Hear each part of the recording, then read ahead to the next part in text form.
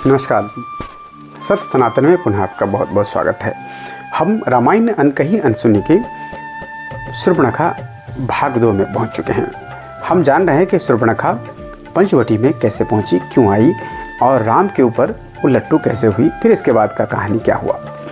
जब शूर्पणखा राम जी को लालच दे रहे थे कि चलो यहाँ पर क्या करना है, यहाँ पर रूखी सूखी रोटी क्यों खाओगे, महल में चल करके मलाई खाते हैं, सब कुछ खाते हैं, सोमरस पिएंगे, मदिरा पिएंगे, जो आप कहोगे वही करेंगे, लेकिन ये ललमुही को मतलब श्री जानकी को अपने से दूर करो और मेरे साथ चलो।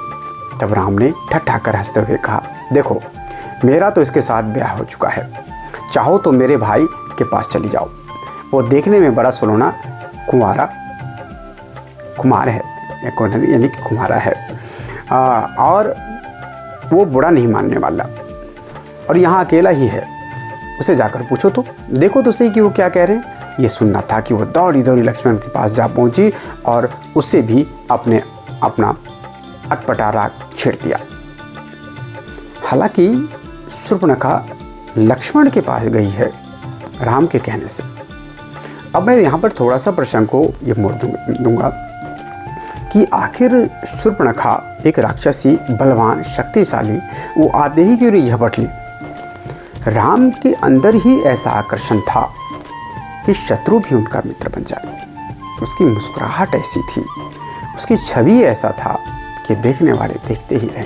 और वही हाल था शूर्पणखा को, जो दंग रह गई राम को देख करके।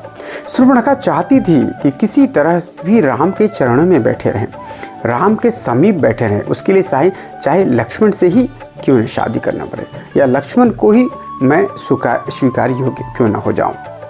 राम जी के कहने पर जब लक्ष्मण के पास जाकर के वो अर्जी लगाती है शूर्पणखा, तो लक्ष्मण कह रही है, लक्ष्मण मुस्कुरा रहे हैं, राम जी के भाव को समझ रहे हैं और कहते, अरे तुम किस फेरे में पड़ गई हो, मैं तो राम का टहलुआ हूँ, मैं तो उनका भक्त हूँ, उनका सेवक हूँ। तुम मेरी घरवाली बनोगी तो तुम्हें भी रात दिन टहलाई करना पड़ेगा, तुम्हें भी नौकर बन के रहना पड़ेगा, तुम्हें ही घर द्वार सब कुछ का काम करना पड़ेगा, उनकी टहल बजानी पड़ेगी। 2 दिन में तुम्हारी जो शरीर है वो पतली हो जाएगी, धुरी हो जाओगी, पीली पड़ जाओगी, इसीलिए यहाँ पर मत आओ। एक सेवक से शादी करके तुम्हें फ़ायदा क्या मिलेगा। शूर्पणखा देख रही है, लक्ष्मण हंस रहे हैं, जाओ उधर जाओ, राम जी के पास ही जाओ, भैया के पास ही जाओ। शूर्पणखा कभी राम को देखे, कभी लक्ष्मण को देखे और खड़ी हैं। फिर शूर्पणखा सोचेगी क्या करते हैं। लक्ष्मण की बात सुनकर वो फिर राम के पास आ धमकी और बोली, तुम्हारी इस खोटी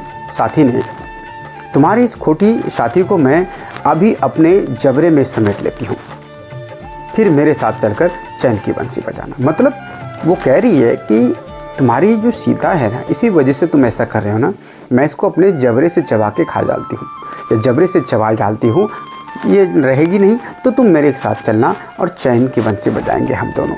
इतना कामुक, इतना उत्सुक हो चुकी थी राम को देख करके। यह कहकर वो झपटी ही थी कि राम के सैन पर लक्ष्मण ने झट बढ़कर उनके नाक उतार डाले।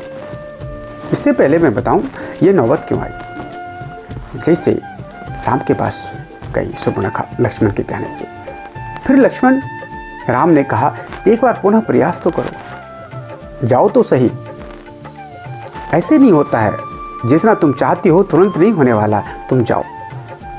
शूर्पणखा फिर लक्ष्मण के पास जाती है। लक्ष्मण फिर उसके सामने, अरे बाबरी, तुम यहाँ पर क्यों आई हो, तुम देख नहीं रहे हो कि मैं क्या काम कर रहा हूँ। मैं अभी रस्सी से बांध रहा हूँ, मेरे हाथ में हंसुआ है जिससे मैं डाली काट रहा हूँ, जिससे मुझे बहुत सारे काम करना है, और वो देखिए मालिक की तरह बैठे हुए हैं, तो वो मालिक है, मैं नौकर हूँ, नौकर से शादी क्यों।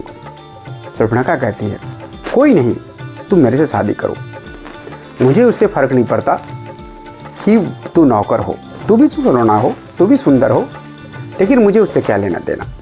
तुम मेरे से शादी करो, और जब तुम मेरे से शादी कर लोगे तो मैं वो नकचिपटी जो है, जो ललमुही है, उनको मैं मार डालूंगी, फिर तुम भी मेरे और राम भी मेरे।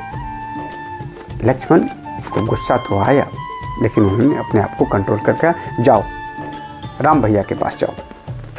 और जब राम भैया के पास जाती है तो राम ने उसको फिर जैसे लक्ष्मण के पास भेजने का प्रयास कर रहा है, जैसे वो भेजने का प्रयास कर रहे हैं, शूर्पणखा सीता के ऊपर झपटती है कि न ये रहेगी बांस न बजेगी बांसुरी, और सीता की तरफ वो दौड़ती है सीता को चबाने के लिए।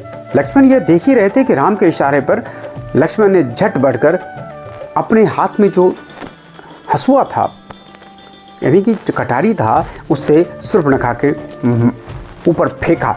उसके नाक पे जाके फट से नाक उसके कट गए। लहू लहवान होकर के रोती चिल्लाती शूर्पणखा वहाँ से भागी और भाग करके अपने घर के पास पहुँची। जो अपने भाई थे उनके घर के पास पहुंचकर धरती पर जा पड़ी और लोट लोट कर सुबक सुबक कर नमक मिर्च लगाकर झूठ मूठ कहने लगी कि मुझे रावण की बहन सुनकर उन्होंने मेरी यह दुर्गति कर डाली।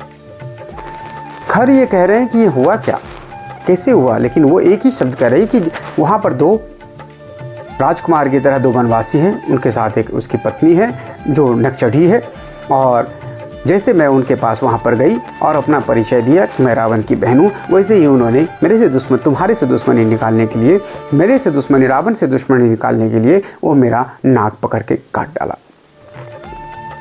किसी के यहाँ अगर इस तरह से बातें हो गया तो निश्चित ही उसके भाई भड़क जाएगा, और खर बिल्कुल भड़क गया और उन्होंने प्रतिज्ञा लेने लगा कि मैं इसका बदला लूँगा। आगे के एपिसोड में हम देखते हैं कि खरदूषण ने कैसे क्या किया, राम जी के पास कैसे पहुँचे। आशा करता हूँ यह भी एपिसोड अगर आपको अच्छा लगा तो ज़रूर सब्सक्राइब करें, चैनल को लाइक करें, कमेंट्स के माध्यम से हौसला अफजाई करें और बने रहे हमारे वीडियो को देखते रहें और जानकारी अनसुनी अनकही रामायण की प्राप्त करते रहें। आप देख रहे हैं शूर्पणखा पार्ट 2। धन्यवाद।